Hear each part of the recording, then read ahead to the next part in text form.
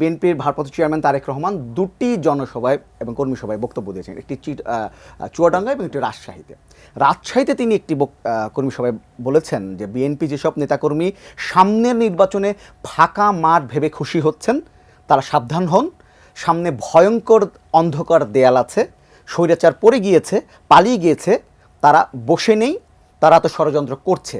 যদি তাদের ষড়যন্ত্র সফল হয় মামলা তো উঠবেই না, বরং নেতাকর্মীদের নামে দ্বিগুণ হয়ে জ্যামিতিক হারে 20টি মামলা হয়ে যাবে।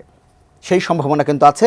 সেই সম্ভাবনাকে যদি নস্যাৎ করে দিতে হয় তাহলে আজকে থেকে আপনাদের প্রত্যেকেই কেয়ারফুল হতে হবে। এই হচ্ছে তার বক্তব্য। এবং চুয়াডাঙ্গাতেও তিনি এই ষড়যন্ত্রের কথা বলেছেন। আসলে বিএনপি এই মুহূর্তে এসে বা এই সময় এসে মানে কোন ধরনের ষড়যন্ত্রের ভয় করছে বা এই ধরনের যে বার্তা দিচ্ছে কেন? ধন্যবাদ আপনাকে, ধন্যবাদ আমার সহ আলোচক জনাব তুষারকে। দেখেন, বিএনপি অ্যাক্টিং চেয়ারপারসন যখন কোনো কথা বলে অবশ্যই ভিত্তিহীন কথা বলার মানুষ উনি নন। এবং বিএনপি সবচেয়ে বর্তমান অবস্থায় সর্ববৃহৎ রাজনৈতিক দল বাংলাদেশের, এবং বিএনপির গ্রহণযোগ্যতাটাও একেবারেই সকলের ঊর্ধ্বে। তো নির্বাচন নিয়ে ষড়যন্ত্র তো থাকতেই পারে। আপনারা দেখেছেন যে কিছুদিন আগে, এখনো পর্যন্ত আমাদের পার্শ্ববর্তী রাষ্ট্র ভারত, আমাদের বন্ধু দেশ যদিও, তো সেখানে they are acting like that they have lost their colony. এমনভাবে মনে হচ্ছে, তাদের মাতম দেখে মনে হচ্ছে যে বাংলাদেশ তাদের কলোনি ছিল, আওয়ামী লীগ এখান থেকে চলে যাওয়াতে তাদের কলোনির পতন ঘটেছে। তো কাজেই যারা মনে করে যে কলোনির পতন ঘটেছে, এবং দেখেন আওয়ামী লীগের সমস্ত নেতারা, বেশিরভাগ বড় বড় নেতারা, আমরা যতটুকু জানি, আপনারা মিডিয়ার মাধ্যমেই জানি, তারা সবাই ভারতে পালিয়ে গেছে। এবং আওয়ামী লীগ, আমি জানি না এই দেশটাকে তাদের নিজের দেশ ভাবে কিনা, যতবারই এই দেশে সংকট হয়েছে ততবারই তারা ভারতে পালিয়ে গেছে, অন্য কোনো দেশে পালিয়ে যায় না।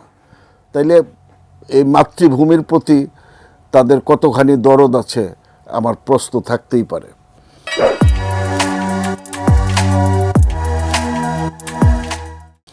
আর দেখেন, নির্বাচন নিয়ে আমাদের উপদেষ্টা পরিষদ যারা আছেন তাদের বিভিন্ন সময় বিভিন্ন জনের যে বক্তব্য, কোনো কনসেন্ট্রেটেড বক্তব্য নাই। এক এক সময় এক একজন, এক এক উপদেষ্টা একবার বলছে এতদিনের ভিতরে নির্বাচন সম্ভব, আরেকজন বলছে সমস্ত সংস্কার না করে নির্বাচন। এই ধরনের ভিন্নমুখী বক্তব্যের কারণেই আমাদের সন্দেহ হয়। তারপরে আপনারা দেখেন যে কয়েকদিন আগে যে নির্বাচন কমিশনার বা নির্বাচন কমিশন যে নিয়োগ দিল, একেবারেই পুরানো কায়দায়, এবং এইটা এত গোপনভাবে হইল যে জনগণের এখানে কোনো পার্টিসিপেশন ছিল না। আপনারা সার্চ কমিটি করলেন, সার্চ কমিটিতে কারা আসলো,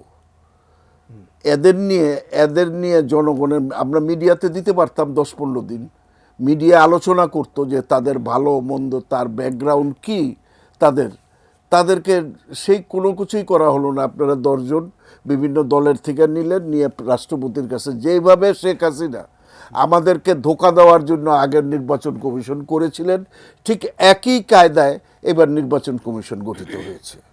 এখানে জনগণের কোনো পার্টিসিপেশন নেই। বা মিডিয়া, মানে স্টেক হোল্ডার কারা? মিডিয়া স্টেক হোল্ডার, আমাদের সুশীল সমাজ স্টেক হোল্ডার, রাজনৈতিক দলগুলোর স্টেক হোল্ডার, রাজনৈতিক দলগুলোর মতামত নিচ্ছে, আপনার মিডিয়ার কোনো মতামত যায় নাই। তারপরে নির্বাচন কমিশন কি পছন্দ হয়নি যে নির্বাচন? নির্বাচন খুবই ভালো মানুষ এদেরকে দেওয়া হয়েছে। আচ্ছা, কিন্তু যে প্রক্রিয়ায় নেওয়া হয়েছে, প্রক্রিয়াটা আওয়ামী প্রক্রিয়া। আচ্ছা, এই প্রক্রিয়াটা কই? আপনি তো মিডিয়ার লোক, আপনি কি জানতেন যে কাকে নিচ্ছে এবং এদের কার কার ক্রেডেনশিয়াল কি? আমি তো জানি নাসিরউদ্দিন সাহেবের ক্রেডেনশিয়াল হইল ওনার বাড়ি চিটাগং, এটাই তার বড় ক্রেডেনশিয়াল, আই থিঙ্ক সো। হ্যাঁ, এইরকম চিটাগাং হইলে একসময় ছিল, বগুড়া হইলে সব বিএনপির লোক, গোপালগঞ্জ হইলে সব আওয়ামী লীগের লোক, আর এখন চিটাগাং হইলে উপদেষ্টাদের লোক। না, আপনাকে বলছেন যে এই নামগুলো পত্রিকা বা মিডিয়ায় দেওয়া উচিত ছিল, যে পাবলিক ওপিনিয়ন নেওয়ার জন্য। যেটা আমেরিকাতে হয়, আচ্ছা আপনার ওখানে সিনেট কমিটি আছে, আমার তো সিনেট কমিটি নাই। আচ্ছা কিন্তু আমরা যদি পাবলিকলি দিতাম তাহলে পাবলিকলি আমাদের মিডিয়া এদেরকে এরা সতর্ক করতে পারতো এই লোকগুলোর কি ব্যাকগ্রাউন্ড আপনারা কি কেউ জানেন? আচ্ছা আমরা কেউ জানি না। আর তাছাড়া একটা ট্রেডিশন আপনাদের আসছে যে আমলাদেরই নিতে হবে, প্রাক্তন আমলাকে। প্রাক্তন আমলা ছাড়া কি এই দেশে আর কেউ এই দেশটাকে বোঝে না? প্রাক্তন আমলা ছাড়া কি এই দেশের আর কেউ পরিচালনা করতে যোগ্য নাই?